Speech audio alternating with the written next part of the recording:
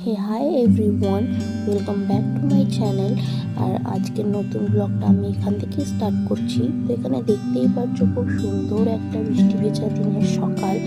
এখানে পাহাড়টা পুরোটা দেখা যাচ্ছে, যদিও বৃষ্টির কারণে সেরকম ক্লিয়ার ছিল না, কিন্তু তাও মোটামুটি ভালোই দেখা যাচ্ছিল। তো ভীষণই সুন্দর হাওয়া দিচ্ছিল সকালবেলা, ওয়েদারটা ভীষণই রোম্যান্টিক ছিল। আর এই রোম্যান্টিক ওয়েদারের দিনই আমি যাব আমার মেয়েকে নিয়ে ডক্টরের কাছে। ডক্টরের কাছে কেন নিয়ে যাচ্ছি? প্রথম কথা, ওকে নিয়ে যাওয়ার কারণ একটাই, ওর চেক আপ প্রতি মাসে করানো হয়। আর সেকেন্ড হচ্ছে গিয়ে ওর অনেক দিন কিছুদিন থেকে প্রায় হালকা হালকা সর্দি লেগেছে, যেহেতু আমার লেগেছে তাই ওরও লেগে গেছে।